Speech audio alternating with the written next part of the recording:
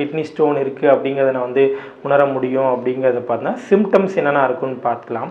So symptoms வந்து பார்த்திங்கன்னா உங்களுக்கு யூரின் போகும்போது வலி இருக்கும்.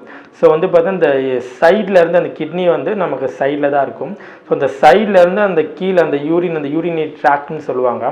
ஸோ அது வரைக்கும் அந்த கோலிக் பெயின் அப்படின்னு சொல்லுவாங்க. ஸோ இழுத்து பிடிக்கிறமான வலி, இந்த ஊசி வச்சு குத்துற மாதிரியான வலிகள் இருக்கும். ஸோ இந்த யூரின் வந்து எப்படி போகும் வந்து பார்த்திங்கன்னா நமக்கு சொட்டு சொட்டாக சம்டைம்ஸ் யூரின் போகும்.